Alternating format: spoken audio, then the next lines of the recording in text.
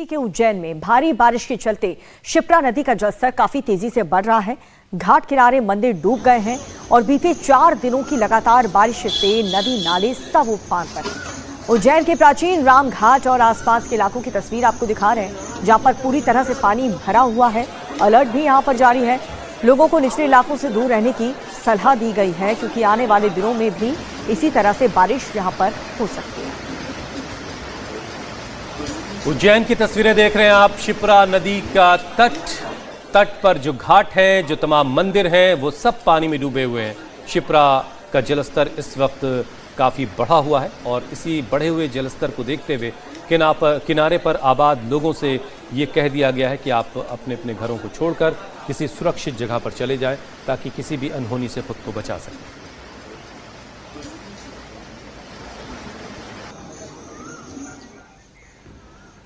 चलिए अब मध्य प्रदेश से निकलते हैं, आपको रायपुर लिए चलते हैं। मध्य प्रदेश के उज्जैन के बाद रायपुर की तस्वीरें आपको दिखाते हैं। छत्तीसगढ़ का रायपुर, वहां भी तेज बारिश के बाद कई इलाकों में जलभराव हो गया।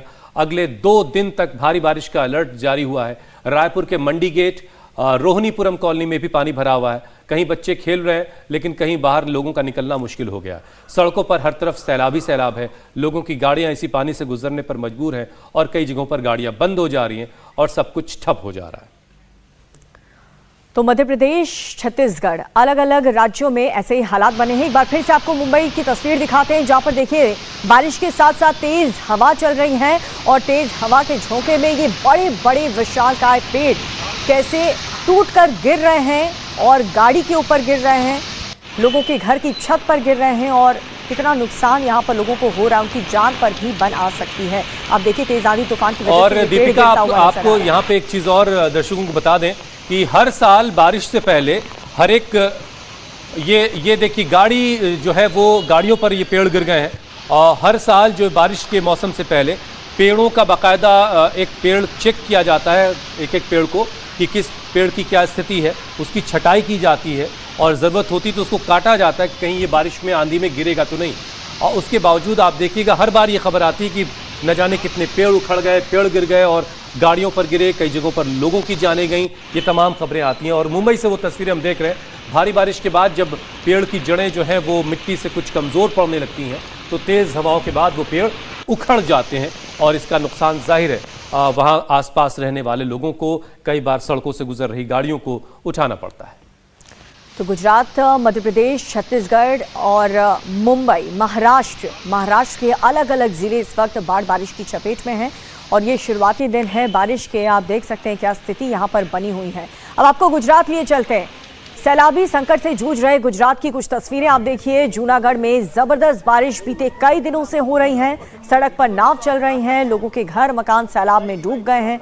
बारिश का पानी रिहायशी इलाकों को डूब जोन में तब्दील कर चुका है। लगातार बारिश से यहाँ पर लोगों को राहत मिलती हुई फिलहाल नजर नहीं आ रही। आप देख सकते हैं सड़क के किनारे बने हुए जितने भी घर हैं, उन घरों के अंदर अब पानी प्रवेश कर चुका है और बीच सड़क पर जहां पर गाड़ियां चलती थी, लोग पैदल चलते थे, वहां पर अब नाव चल रही है। नाव भी लोगों ने खुद ही बना ली है, लकड़ी के टुकड़े ढूंढ ढूंढ करके कुछ।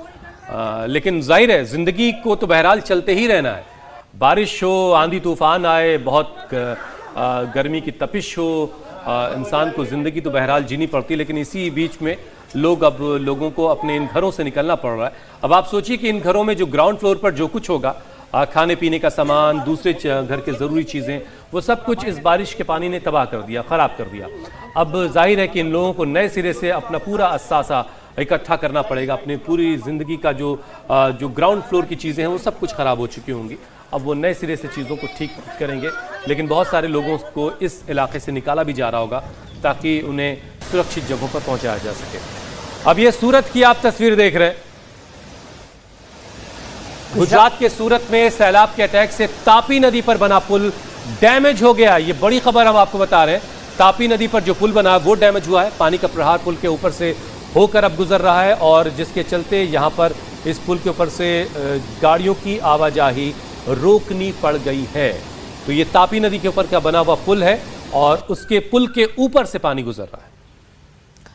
तो सूरत की तस्वीर आपको दिखा रहे हैं और देखिए कैसे यहाँ पर पानी ओवरफ्लो हो रहा है और ये बह करके शहर के अंदर घुस रहा है।